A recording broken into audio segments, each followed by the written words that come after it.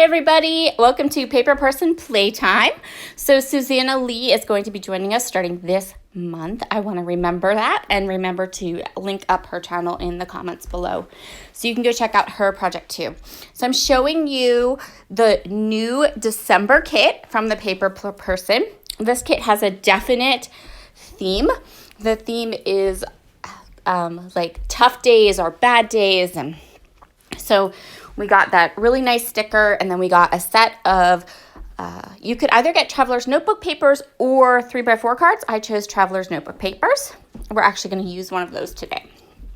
This beautiful set of pink alphabets and a set of labels.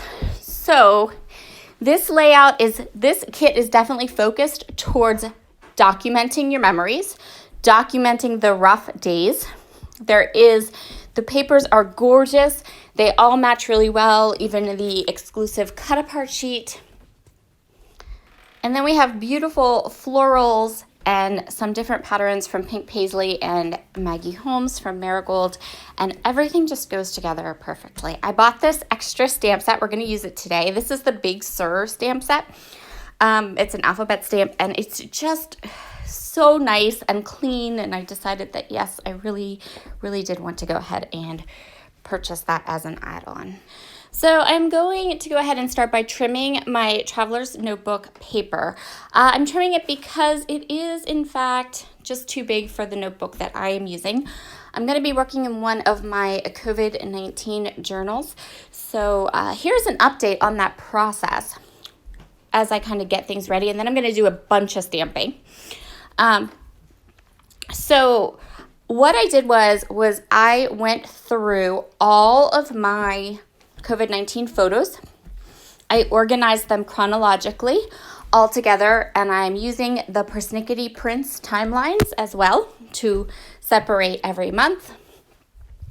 And I have all the photos, most of the journaling done, everything dated, like it's all ready to go. So now I just have to sit down and start creating, which works out perfectly because it means like for this Paper Person kit, I can use almost all of this kit in my COVID-19 journals without having them be one page on top of the other page. I can mix them up between all the months.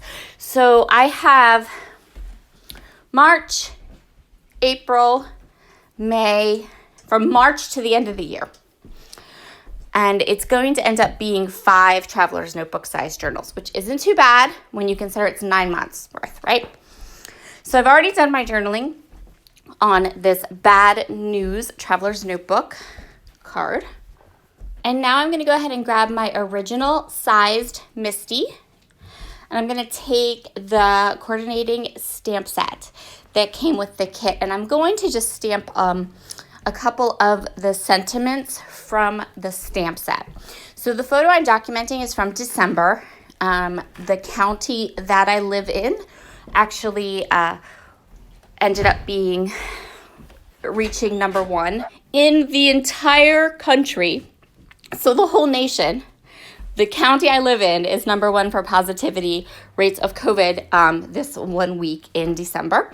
So I felt like that needed its own page, and I chose the Traveler's Notebook page that said more bad news, and I just went with everything I thought about during that time and how we were like super extra careful. We pretty much stayed home. The hospitals here were stretched to the breaking point. So what I'm going to do is I chose a couple of sentiments, and I chose that arrow. I'm using my Missy so I can stamp these twice, and I'm going to stamp some of these sentiments in Blackjack ink, which is this nice pretty dark gray, and then I'm going to stamp some of the sentiments in Peppermint Scrub. So Peppermint Scrub is not an exact match to this orangey red color that's at the top. It is an exact match to the colors in the coronavirus virus page on my photo. And by placing it further down the page away from the part that says more bad news, once it dried, it got a little darker, and it all matches quite well in the finished spread. So I decided on the arrow, the tough day, the trying to stay positive, and the UGG stamp. And then once I have those elements stamped, I think I put at the top, there's a stamp that says tired of this in a circle, and I went ahead and used that circle as well. Now I'm going to grab that Big Sur alphabet stamp and the peppermint scrub ink, and I'm going to go ahead, well, I'm going to clean everything first. Hold up, must clean the stamps and put them away so that I don't end up with a mess, because I will totally end up with a mess. So what I'm going to do is I'm going to take the numbers. This is why, part of the reason I really did go ahead and grab this stamp set, because the stamp set doesn't just have the letters, it also has numbers. And alphabet stamp sets, if you've ever shopped around for them, oftentimes the alphabet stamps will not have the numbers, and it also won't have punctuation, which makes my head hurt some days. So when I see an alphabet set that has numbers and punctuation, I tend to want to grab those stamps. So I'm just checking my spacing. I'm making sure that my whole date will work across the bottom of this page. I'm going to use my Misty, but I'm going to use an acrylic block to stamp the date, just because this isn't going to be something that I'm going to have to stamp twice, and I like to use the base of the Misty, but I also like to stamp with my acrylic blocks if what I'm stamping isn't something that might require me to stamp it more than once. And here you can see that date worked really nice across the bottom.